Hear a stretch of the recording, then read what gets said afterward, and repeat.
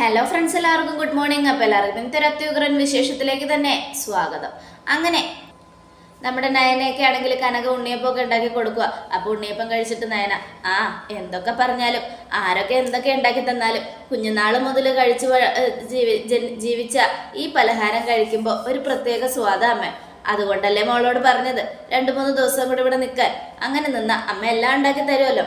അതൊക്കെ ശരിയാണ്. പക്ഷെ അമ്മ ഇവിടെ ഓരോന്നും ഉണ്ടാക്കി തന്നാലും അവിടുത്തെ അമ്മയ്ക്ക് സമാധാനം കിട്ടില്ല. പെൺമക്കളുടെ ഭാഗ്യം എന്താണെന്നറിയാമോ? ചെല്ലുന്ന വീട്ടിലെ അമ്മായിയമ്മമാരാ. ഭർത്താക്കന്മാരുടെ സപ്പോർട്ട് ഇല്ലെങ്കിലും അമ്മായിയമ്മമാരുടെ സപ്പോർട്ട് ഉണ്ടെങ്കിൽ അതൊരു വലിയ ഭാഗ്യം മോളെ. 2 അമ്മമാരുണ്ടെങ്കിൽ അത് അതിനേക്കാളും വലിയ ഭാഗ്യ. കാരണം 2 അമ്മമാരുടെ സ്നേഹം കിട്ടുന്നത് 100-ൽ ഒരു 10% പേർക്ക് മാത്രമേ ഉണ്ടാവൂ എന്നൊക്കെ പറഞ്ഞുകൊണ്ടിരിക്കുക. പിന്നെ ഇവിടെ ഒരുത്തിയുണ്ട്, ഞാൻ എത്രയൊക്കെ പലഹാരം ഉണ്ടാക്കി വെച്ചാലും അവൾ അതിൽ നിന്ന് ഒരെണ്ണം എടുത്ത് കഴിക്കത്തില്ല.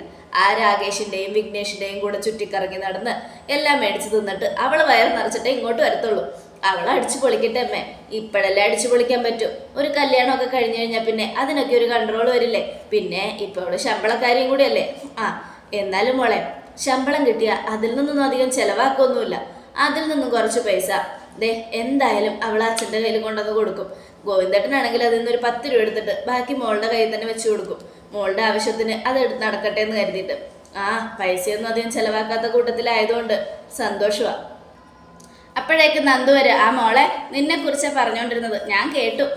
എന്തായാലും അവനെ റിമാൻഡ് ചെയ്തു. എല്ലാവർക്കും സന്തോഷ വാർത്തയല്ലേ? സമാധാനായി മോളെ, സമാധാനായി. അവനെ പോലെ ഒരുത്തൻ നവ്യമോളുടെ ജീവിതത്തിലുള്ളതാ നമ്മുടെയൊക്കെ സങ്കടം. അച്ഛാ, എന്തൊക്കെ പറഞ്ഞാലും അവനൊരു ക്രിമിനലാ. അവനെ പോലെ ഒരു ദുഷ്ടൻ ഈ ലോകത്ത് വേറെയില്ല. അവൻ കാരണം എത്ര പേരുടെ ജീവിതം തകർന്നിട്ടുണ്ട്. അവൻ ആ സ്വർണ്ണക്കടത്ത് മാത്രമാണ് ചെയ്തിരുന്നെങ്കിൽ അവനോട് ക്ഷമിക്കായിരുന്നു. പക്ഷെ പാവം അനഘേച്ചിയുടെ വീട്ടിൽ പോയി അവൻ അനഘേച്ചിയെ കൊല്ലാൻ നോക്കിയില്ലേ? ആ പാവം എന്ത് തെറ്റ് ചെയ്തിട്ടാ? അതിനെ സ്നേഹിച്ചു, അതിനെ വഞ്ചിച്ചു, അതിൻ്റെ വയറ്റിലൊരു കുഞ്ഞിനെ കൊടുത്തു. എന്നിട്ട് പോലും അതിനോടുള്ള വെറി അവന് തീർന്നിട്ടില്ല. ആ ചേച്ചിയെ കൊല്ലാൻ നോക്കിയത് പോലും ഇപ്പം എൻ്റെ മനസ്സിൽ കിടക്കുക. അതെല്ലാം കൂടെ ചേർത്ത് അവന് ഞാൻ കൊടുത്തിട്ടുണ്ട് നന്നായിട്ട്. അതെല്ലാം കൊടുത്തിട്ട് തന്നെയാണ് ഞാൻ അവനെ പറഞ്ഞു വിട്ടത്. മോളെ, ശരി, എന്തായാലും ഒരു ഉണ്ണിയപ്പെടുത്ത് കഴിക്കുക ചൂടോടെ. അത് കേട്ടതും നന്ദു അതെടുത്ത് കഴിക്കുക. ഇനി ഇതിൻ്റെ പേരിൽ എന്തൊക്കെ പ്രശ്നം ചേച്ചി ഉണ്ടാക്കുമെന്ന് ആർക്കറിയാം. നവ്യയെ പറഞ്ഞ് മനസ്സിലാക്കാതെ വേറെ വഴിയില്ല. അബി എന്തൊക്കെ പറഞ്ഞാലും ഒരു ക്രിമിനലാ.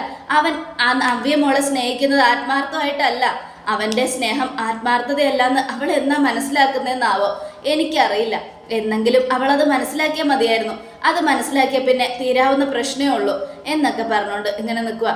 ഈ സമയം പിന്നീട് കാണിക്കുന്നത് നമ്മുടെ നവ്യാണെങ്കിൽ ഭയങ്കര കരച്ചില. കരഞ്ഞൊരു വഴിയായി. എന്താ മോളെ ഇത്? കരയല്ലേ? എന്ത് ചെയ്യാനാമ? ഞാൻ എന്തൊക്കെ പറഞ്ഞു. അവളുടെ കാല് പിടിച്ച് അപേക്ഷിച്ചു എൻ്റെ അബിയെ ജയിലിലേക്ക് വിടരുതെന്ന്. എന്നിട്ട് പോലും അവൾ കേട്ടില്ല. എൻ്റെ കൂടപ്പറപ്പാണെന്ന് പറയാൻ എനിക്കിപ്പോൾ നാണക്കേട് തോന്നും അമ്മ. സ്വന്തം കൂടപ്പറപ്പിൻ്റെ ഭർത്താവിനെ അവളെ ജയിലിലാക്കിയത് എനിക്ക് സഹിക്കാൻ പറ്റില്ല അമ്മ. അത്രയ്ക്ക് സങ്കടമുണ്ട്. എൻ്റെ കുഞ്ഞിൻ്റെ അച്ഛനെ ഞാനിനി ജയിലിൽ പോയി കാണണോ? അത് കേട്ടത് മോളെ, വെറുതെ വിടരുത് മോളെ. മോളുടെ ഭർത്താവിനെ ജയിലിലാക്കിയവരെ, എൻ്റെ മോനെ ജയിലിലാക്കിയവരെ നമ്മൾ വെറുതെ വിടരുത്. ഇല്ലമ്മേ, വെറുതെ വിടില്ല ഞാൻ. നന്ദു എന്ന് പറയുന്നവള് അവളിപ്പോഴും സ്വപ്നം കണ്ടുകൊണ്ട് നടക്കുക.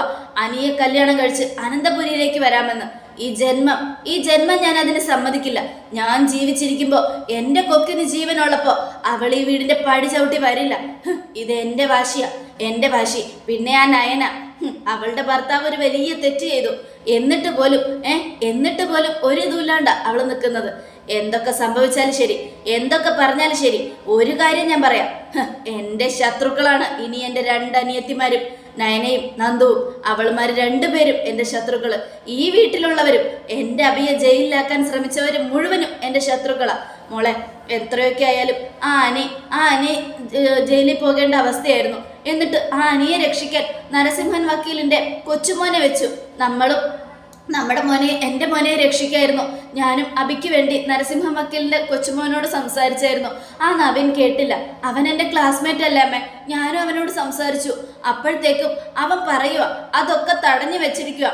ഈ വീട്ടിലുള്ള ആദർശധീരനായ ആദർശ്, അവൻ ചെയ്ത തെറ്റുകളൊന്നും ആർക്കും ഒരു കുഴപ്പമില്ല. ഒരു പെണ്ണിനെ ചതിച്ച് ആ പെണ്ണിനൊരു കുഞ്ഞിനെ കൊടുത്ത് അവസാനം ആ കുഞ്ഞിനെ ഏറ്റെടുത്ത് നടക്കുവോ രണ്ടാണോ? ആ രണ്ടെണ്ണത്തിനെ ഇനി ഞാൻ വെറുതെ വിടില്ലമ്മേ. ആദർശകാരനോ ഇന്ന് എൻ്റെ അഭി ജയിലിലായത്, അവനെ ഞാൻ ഈ ജന്മം വെറുതെ വിടില്ല. ഇപ്പൊ എല്ലാവരും സന്തോഷിക്കുക. എൻ്റെ അഭി ജയിലിൽ പോയതിന്റെ പേരിൽ എല്ലാവരും ഒരുപാട് സന്തോഷിക്കട്ടെ. ആ സന്തോഷം ഞാൻ ഒരിക്കലും അധികം നാൾ നീണ്ടു നിൽക്കാൻ സമ്മതിക്കില്ല. എല്ലാം ഞാൻ തല്ലിക്കെടുത്തും.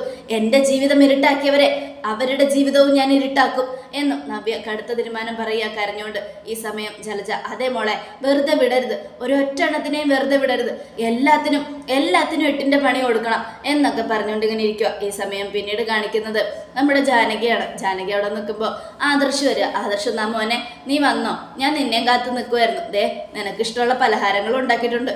ഓ, എത്ര നാളായി ഇളയമേ ഇങ്ങനെയൊക്കെ നടന്നിട്ട്. ഇളയമ്മയായിരുന്നു ഇവിടെ അമ്മയേക്കാൾ കൂടുതൽ പലഹാരങ്ങളൊക്കെ ഉണ്ടാക്കി തന്നുകൊണ്ടിരുന്നത്. കുറച്ച് നാളായിട്ട് ഇളയമ്മ അങ്ങനെയൊന്നും ചെയ്തില്ല. അനാമിക വന്നതിന് ശേഷം അതൊക്കെ എനിക്കിപ്പോൾ മനസ്സിലായല്ലോ മോനെ. അനാമിക ഒരു ഫ്രോഡായിരുന്നു, പക്ഷെ അതറിയാതെ ഞാൻ അവളെ ഒരുപാട് സപ്പോർട്ട് ചെയ്തു. എന്നാൽ അതിനൊക്കെ എനിക്കിപ്പോൾ കുറ്റബോധം തോന്നുക. സാരമില്ല, എന്തായാലും സംഭവിക്കാനുള്ളതൊക്കെ സംഭവിച്ചു പോയി. ഇനിയിപ്പോൾ അതിനെക്കുറിച്ച് പറഞ്ഞിട്ട് കാര്യമൊന്നുമില്ല. മോൻ ഇതെടുത്ത് കഴിക്ക്. പിന്നെ ഒരു കാര്യം ഞാൻ പറയാം, അനാമിക ഫ്രോഡാണ്, അവളെ ഞാൻ വെറുത്തൊതുക്കി എന്ന് കരുതി നന്ദു എന്ന് പറയുന്നവള് ഈ വീട്ടിലേക്ക് കയറി വരാൻ പാടില്ല. കേട്ടല്ലോ? അത് കേട്ടതും അമ്മേ, ഇളയമ്മേ, ഒരു കാര്യം ഞാൻ പറയട്ടെ. എനിക്ക് നന്ദു എന്ന് വെച്ച ജീവന, തിരിച്ചും അങ്ങനെ തന്നെയാണെന്നാണ് എൻ്റെ വിശ്വാസം. അങ്ങനെയുള്ളപ്പോൾ അവർ സ്നേഹിക്കുന്നവരെ തമ്മിൽ ഒന്നിപ്പിക്കുന്നതല്ല ഇളയമ്മ നല്ലത്. വേണ്ട മോനെ, അത് ശരിയാവില്ല. ഒരു വീട്ടിൽ നിന്നും 3 മരുമക്കൾ നമുക്ക് വേണ്ട. അതൊരിക്കലും നല്ലതല്ല. ഇപ്പം തന്നെ നവ്യയും നയനയും ഏത് നേരവും വഴക്കാം. നവ്യയാണെങ്കിൽ ഒന്നും മനസ്സിലാക്കാതെ പലതും ചെയ്തുകൊണ്ടിരിക്കുക. ആരൊക്കെ എന്തൊക്കെ പറഞ്ഞാലും അനിയെയും നന്ദുവിനെ ഒന്നിപ്പിക്കാൻ ഞാൻ അനുവദിക്കില്ല. അവന് എല്ലാവരും അനാമികയെ പോലെ ആവില്ലല്ലോ മോനെ. എത്രയോ നല്ല പെൺകുട്ടികളുണ്ട്. അവരാരെങ്കിലും കണ്ടുപിടിച്ച് എൻ്റെ മോനെ കല്യാണം കഴിപ്പിക്കണം. അവനൊരു കുടുംബം വേണം. ശരി, എല്ലാ ഇളയമ്മയുടെ ഇഷ്ടം. ഞാനായിട്ട് ഇനി അതൊന്നും തകർക്കാനില്ല എന്നും പറഞ്ഞുകൊണ്ട് ആദർശ് നേരെ ദേവയാനിയുടെ അടുത്തേക്ക് ചെല്ലുക. മോനെ എന്തായിടാ? ഭയങ്കര കഷ്ടത്തിലാണ് അനിയുടെ കാര്യം. അവനിപ്പോൾ ബിസിനസ്സൊക്കെ നന്നായിട്ട് നോക്കുന്നുണ്ട്. ബിസിനസ്സൊക്കെ നന്നായിട്ട് തന്നെ അവൻ നോക്കുന്നത്, മുന്നോട്ട് കൊണ്ടുപോകുന്നത്. പക്ഷേ അവൻ്റെ ജീവിതം ആകെ സങ്കടത്തിലാണ്. അതെന്താ മോനെ? ഇളയമ്മയ്ക്ക് ഇപ്പോൾ നല്ല മാറ്റം ഉണ്ടല്ലേ അമ്മേ? ഇളയമ്മയ്ക്ക് നല്ല മാറ്റമുണ്ട്. അവളിപ്പോൾ അടുക്കളയിൽ പലഹാരമൊക്കെ ഉണ്ടാക്കി തുടങ്ങി. അനാമിക വന്നപ്പോൾ 2 അടുപ്പായിരുന്നു. ഇപ്പം അനാമിക പോയതുകൊണ്ട് 1 അടുപ്പായി മാറി. അതുകൊണ്ട് ഇത്തിരി സമാധാനമുണ്ട്. പക്ഷെ എന്തായാലും ഇളയമ്മ ഒരു നിലപാടിൽ തന്നെ ഉറച്ചു നിൽക്കുവാമേ. നന്ദുവിനെയും അനിയെയും ഒന്നിക്കാൻ അനുവദിക്കില്ല എന്ന്. പാവം അനിയുടെ കാര്യം വല്ലാത്ത കഷ്ടമാണ്. അവനൊരുപാട് ഇഷ്ടമാണ് നന്ദുവിനെ. അറിയാം, എന്ത് ചെയ്യാനാ, സ്വന്തം അമ്മ സമ്മതിക്കാതെ കല്യാണം കഴിക്കാൻ പറ്റില്ലല്ലോ. അമ്മയ്ക്ക് ഇഷ്ടമായിരുന്നല്ലോ ഞാൻ നയനെ കല്യാണം കഴിക്കുമ്പോൾ. ഇപ്പം അമ്മക്ക് നയനെന്ന് വെച്ച ജീവനല്ലേ. അതുപോലെ തന്നെ അവൾ ഒരു ദിവസം മാറുമെന്ന് വിശ്വസിക്കാം. പക്ഷെ അനി ഇപ്പം എടുക്കനാമേ, എന്നെക്കാളും മുന്നേ അവനിപ്പോൾ ബിസിനസ് ചെയ്തുകൊണ്ടിരിക്കുന്നത്. ഞാനിപ്പോൾ പുറകിൽ നിൽക്കും. ആദ്യമൊക്കെ മാനേജർമാരെ വെച്ച് ഞാൻ ബിസിനസ് ചെയ്ത് അവൻ്റെ ബ്രാഞ്ച് നോക്കിക്കൊണ്ടിരുന്നത്. പക്ഷെ ഇപ്പോൾ ഒരു മാനേജറിൻ്റെ ആവശ്യമില്ല. അത്ര നല്ല അന്തസ്സായിട്ടാണ് അവൻ ബിസിനസ് മുന്നോട്ട് കൊണ്ടുപോകുന്നത്. ഇങ്ങനെ ബിസിനസ്സായിട്ട് മാത്രം നടന്നാൽ പോരല്ലോ മോനെ, അവനും ഒരു കുടുംബം വേണ്ടേ? അതെ, അതിനുവേണ്ടി എന്തെങ്കിലുമൊക്കെ ചെയ്യണം എന്നൊക്കെ പറഞ്ഞുകൊണ്ട് ഇങ്ങനെ ഇരിക്കുക. ഈ സമയം പിന്നീട് കാണിക്കുന്നത് നമ്മുടെ നന്ദുവിനെയും നയനയെയും കനകയെയും ഒക്കെയാണ്. അവരിങ്ങനെ സംസാരിച്ചുകൊണ്ടിരിക്കുക. അവനെ ലോക്കപ്പിൽ എനിക്ക് ഒരു ദിവസം കിട്ടിയല്ലോ ചേച്ചി. ആ സമയത്ത് അവനോടുള്ള ദേഷ്യം മുഴുവനും ഞാൻ തീർത്തു. ആ ദേഷ്യം ഒരു 1.5 ദേഷ്യമായിരുന്നു. എൻ്റെ ദൈവമേ, എനിക്ക് അവനെ തല്ലിയിട്ടും വേറെ തീർന്നില്ല. അത്രയ്ക്ക് ദേഷ്യം കയറി അവനോട്. അവൻ ചെയ്തു കൂട്ടുന്ന ഓരോ കാര്യങ്ങളും എന്തൊക്കെയായിരുന്നു. എത്ര പെൺകുട്ടികളുടെ ജീവിതം അവൻ തകർത്തിട്ടുണ്ട്. അതൊന്നും ചേച്ചിക്ക് പറഞ്ഞാൽ മനസ്സിലാവില്ല. ചേച്ചിയോട് എന്ത് പറയാനാ? ചേച്ചിയോട് എന്തെങ്കിലും പറയാന്ന് വിചാരിച്ചാൽ അത് നടക്കില്ല. ഇനിയിപ്പോൾ അതിനെക്കുറിച്ചൊന്നും പറഞ്ഞിട്ട് കാര്യമില്ലല്ലോ. എന്ത് ചെയ്താലും നമുക്കിനി ഒന്നേ പറയാനുള്ളൂ, അവൻ ശിക്ഷിക്കപ്പെടണം. അവനെ വെറുതെ വിടാന്ന് കരുതിയാലും അവൻ വീണ്ടും തെറ്റുകൾ ചെയ്യും. ഒരിക്കലും നന്നാവാത്തവനാ ജലജയുടെ മോൻ. അതുകൊണ്ട് തന്നെ അവനെ ഇനി നമ്മൾ അവനോട് കരുണയൊന്നും കാണിക്കണ്ട എന്നൊക്കെ പറഞ്ഞുകൊണ്ടിരിക്കുമ്പോഴത്തേക്കും കാർ വരിക. കാറിൽ നിന്ന് നവ്യ ഇറങ്ങി വരിക. നവ്യ ഇറങ്ങി വന്നതും 2 പേരും സൈലന്റ് ആയിട്ട് ഇരിക്കുക. സമാധാനമായല്ലോ, സന്തോഷമായല്ലോ, തൃപ്തിയായല്ലോ. എൻ്റെ അബിയൽ ജയിലിലാക്കിയപ്പോൾ എല്ലാവർക്കും സന്തോഷമായല്ലേ? സന്തോഷിക്ക്, നന്നായിട്ട് സന്തോഷിക്ക് എടി എന്നും പറഞ്ഞുകൊണ്ട് നന്ദുവിൻ്റെ അടുത്തേക്ക് ചെന്ന് നന്ദുവിനെ എഴുന്നേപ്പിച്ച് നന്ദുവിൻ്റെ കൈ നവ്യയുടെ കഴുത്തിന് കുത്തി പിടിപ്പിക്കുമോ നവ്യ? കൊല്ലടി, എന്നെയും കൊല്ല്. എൻ്റെ കുഞ്ഞിൻ്റെ അച്ഛനെ ജയിലിലാക്കിയ നിനക്ക് എന്നോടും ഉണ്ടാവുമല്ലോ ദേഷ്യം. എന്നെ മാത്രം എന്തിനാടി നീ ബാക്കി വെച്ചിരിക്കുന്നത്? എടി കൊല്ലടി. ചേച്ചി എന്താ ഈ കാണിക്കുന്നേ എന്നു നയന. നിന്നെയൊക്കെ പോലെയുള്ള രണ്ട് അനിയത്തിമാരാടി എൻ്റെ ശാപം. ഒരിക്കലും നിന്നെ പോലുള്ള രണ്ട് അനിയത്തിമാര് ശത്രുക്കൾക്ക് പോലും കിട്ടരുത്. അത് കേട്ടതും അത് തന്നെ ചേച്ചി ഞങ്ങൾക്കും പറയാനുള്ളത്. അബിയെ പോലെ ഒരുത്തൻ ശത്രുക്കൾക്ക് പോലും കിട്ടരുതെന്ന്. അത് കേട്ടതും എൻ്റെ അബിക്ക് എന്താടി കുഴപ്പം? ആദർശ് ചെയ്ത തെറ്റൊന്നും എൻ്റെ അഭി ചെയ്തിട്ടില്ല. അയാൾ ചെയ്ത കൊടും ക്രൂരതകൾ നിനക്കറിയാലോ. ആദർശേട്ടൻ്റെ സത്യസന്ധതയൊക്കെ ഞങ്ങൾക്കറിയാം. ദേ ഒരു കാര്യം ഞാൻ പറഞ്ഞേക്കാം, നിന്റെ സ്വപ്നം ഈ ജന്മം നടക്കാൻ പോകുന്നില്ലടി. ഒരിക്കലും നീ ഈ അനന്തപുരിയിലേക്ക് മരുമകളായിട്ട് വരില്ല. അതിന് ഞാൻ സമ്മതിക്കില്ല എന്നും പറഞ്ഞുകൊണ്ട് നവ്യ ദേഷ്യത്തോടെ പോവുക. മോള് പോവണോ? വേണ്ട, ഇവിടെ അങ്ങ് കിടക്കാം. രണ്ടെണ്ണം ഉണ്ടല്ലോ, വെച്ച് സൽക്കരിക്ക് എന്നും പറഞ്ഞുകൊണ്ട് നവ്യ ഒരൊറ്റ പോക്ക്. ചേച്ചിയുടെ ഈ പോക്കില് ചേച്ചിയോട് കാര്യങ്ങളൊക്കെ പറഞ്ഞു കൊടുത്തേ പറ്റൂ.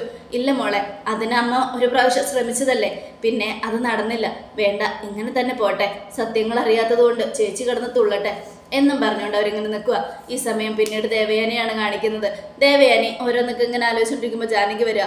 എന്തായാലും ഏട്ടത്തി അഭി ജയിലിൽ പോയതുകൊണ്ട് ഇനിയിപ്പോൾ പ്രശ്നങ്ങൾ ഒരുപാടാവുമെന്ന് പറയുമ്പോൾ ജലജ, ഏട്ടത്തിക്ക് ഇപ്പോൾ സന്തോഷമായില്ലേ, ഞാൻ എന്തിനാടി സന്തോഷിക്കുന്നേ എന്ന് ചോദിക്കാം.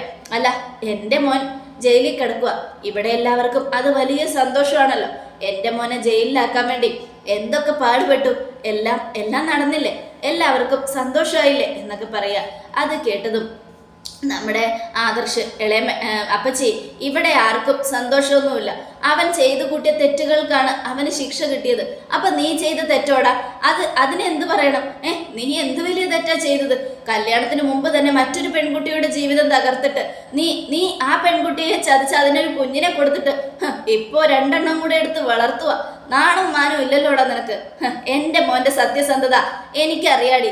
എൻ്റെ മോൻ തെറ്റ് ചെയ്തിട്ടുണ്ടെങ്കിൽ അവനുള്ള ശിക്ഷ കിട്ടിയിരിക്കും. അല്ലാതെ നിന്റെ മോനെ പോലെ അവനെ ഞാൻ സപ്പോർട്ട് ചെയ്തൊന്നുമില്ല, മനസ്സിലായോ? പിന്നെ എന്താ ഇവനെ സപ്പോർട്ട് ചെയ്തുകൊണ്ട് നിൽക്കുന്നത്? പറയാൻ 1000 നാവുണ്ടാവും, പക്ഷെ അത് പ്രവർത്തിക്കാനാണ് പാട്. ജലജ, എൻ്റെ വായിലിരിക്കുന്നൊന്നും കേൾക്കരുത് നീ എന്ന് പറഞ്ഞുകൊണ്ടിരിക്കുമ്പോഴത്തേക്ക് നവ്യ കയറി വരിക. നിങ്ങൾ എന്ത് പറയുമെന്നാ? എൻ്റെ അഭിയെ ജയിലിലാക്കിയിട്ട് എൻ്റെ അമ്മയുടെ മെക്കിട്ട് കയറുന്നോ? ഒരു കാര്യം ഞാൻ പറഞ്ഞേക്കാം, ഈ നിൽക്കുന്ന വൃത്തികെട്ടവൻ ചെയ്ത തെറ്റൊന്നും എൻ്റെ അഭി ചെയ്തിട്ടില്ല. ആരടി വൃത്തികെട്ടവൻ? ഇയാളെ ഞാൻ ഇനി ഏട്ടാന്ന് വിളിക്കില്ല.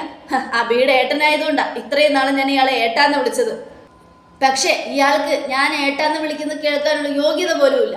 അത് കേട്ടതും നീ എന്നെ ഏട്ടാന്നാ, എടാന്നാ, വാടാന്നോ, പോടാന്നോ, ആദർശെന്നോ എന്ത് വേണേലും വിളിച്ചോ, എനിക്കതിൽ ഒരു കുഴപ്പമില്ല. പക്ഷെ അഭിക്കിപ്പോൾ കിട്ടിയ ശിക്ഷ അത് കിട്ടേണ്ടത് തന്നെയായിരുന്നു. ഇത്രയൊക്കെ ഉണ്ടായിട്ടും അവൻ എന്തിനാ നമ്മുടെ കുടുംബത്തെ ചതിച്ചത്, നമ്മുടെ ജ്വല്ലറിയിൽ തിരിമറി നടത്തിയത്? അതുകൊണ്ട് തന്നെ അവനെ ഒരിക്കലും വിട്ടുവയ്ക്കാൻ പറ്റില്ല നവ്യേ. നിങ്ങളിതല്ല, ഇതിനപ്പുറവും ചെയ്യും. താൻ ചെയ്ത വൃത്തികേടുകളിലൊന്നും ഒരു വലുതല്ലടാ എൻ്റെ അഭി ചെയ്തത്. എൻ്റെ അഭി ഇത്തിരി തിരിമറി നടത്തിയെന്ന് അല്ലേ ഉള്ളൂ. പക്ഷെ നീ എന്താ ചെയ്തത്? ഒരു പെൺകുട്ടിയുടെ ജീവിതം തകർത്തില്ലേ, എൻ്റെ അനിയത്തിയുടെ ജീവിതം തകർത്തില്ലേ? എല്ലാം കണക്കാ. അവളെപ്പോലെ ഒരുത്തി നിന്നെ സപ്പോർട്ട് ചെയ്ത് നിൽക്കുന്ന നിന്റെ പണം കണ്ടിട്ടായിരിക്കും. നിനക്കേ എന്നോട് അസൂയ. ഇവൻ എന്തിനാടി നിന്നോട് അസൂയപ്പെടുന്നേ? ആദ്യം ഇയാൾ പെണ്ണാലോചിച്ചത് എന്നെയല്ലേ, എന്നിട്ട് ഇയാളെ തള്ളിക്കളഞ്ഞിട്ടല്ലേ ഞാൻ അഭിയെ സ്നേഹിച്ചത്. അതിൻ്റെ അസൂയ ഇപ്പോഴും ഇയാൾക്ക് എന്നോടുണ്ട്. അതെന്തായാലും നന്നായി എന്ന് കരുതി ജീവിക്കുന്നവരാ ഞാനും എൻ്റെ മോനും ഒക്കെ. കാരണം നീ എൻ്റെ മോനെ ഇട്ടേച്ച് പോയില്ലായിരുന്നെങ്കിൽ നിന്നെ പോലെ ഒരുത്തി എൻ്റെ മോൻ്റെ തലയിലായാനെ. നയനമോളെ പോലെ ഒരു നല്ലൊരു മകളെ എനിക്ക് കിട്ടില്ലായിരുന്നു. അതൊക്കെ പറയുമെങ്കിലും ഇയാളുടെ മനസ്സ് മുഴുവൻ അസൂയ, എന്നോടുള്ള അസൂയ. പക്ഷെ ഒരു കാര്യം ഞാൻ പറയാം, ആരൊക്കെ എന്തൊക്കെ പറഞ്ഞാലും ശരി, എൻ്റെ അഭിയെ ജയിലിലാക്കിയവരുടെ സമാധാനം ഞാൻ തല്ലിക്കെടുത്തും. ഒരൊറ്റെണ്ണത്തിനെ ഞാൻ വെറുതെ വിടില്ല എന്നും പറഞ്ഞുകൊണ്ട് നവ്യ മുകളിലേക്ക് പോവുക. ഈ സമയം എല്ലാം തുറന്ന് പറയണമായിരുന്നു മോനെ. വേണ്ടമ്മേ, വേണ്ട, അവൾ കിടന്ന് തുള്ളട്ടെ. സത്യങ്ങൾ അറിയാതെ ഉള്ള തുള്ളല. എല്ലാം അറിഞ്ഞു കഴിയുമ്പോൾ അവൾ വല്ല ആത്മഹത്യയും ചെയ്യും. അതുകൊണ്ട് മിണ്ടാതിരിക്കാം എന്നും പറഞ്ഞുകൊണ്ട് രണ്ടുപേരും മിണ്ടാതിരിക്കുക. ഈ സമയം ജാനകി, ഇത്രയൊക്കെ പറഞ്ഞു കേട്ട സ്ഥിതിക്ക് ഒരു കാര്യം ഞാൻ പറയേട്ടത്തി, എന്തൊക്കെ പറഞ്ഞാലും എന്തൊക്കെ സംഭവിച്ചാലും നന്ദു ഈ വീടിൻ്റെ മരുമകളാകാൻ പാടില്ല.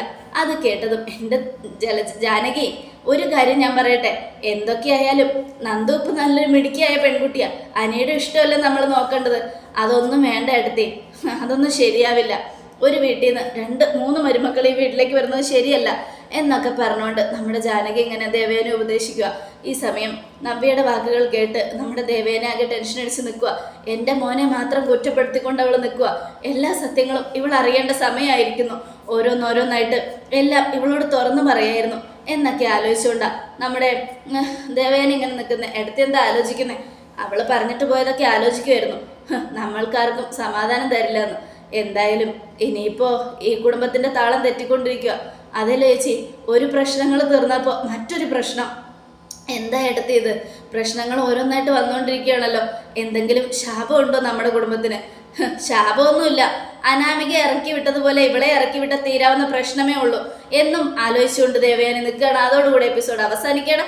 നാളത്തെ ഒരു തകർപ്പൻ വിശേഷത്തിനായിട്ട് കാത്തിരിക്കുക. എല്ലാവർക്കും ഒരിക്കൽ കൂടെ നല്ലൊരു ശുഭദിനം തന്നെ ആയിക്കോട്ടെ. Thank you friends.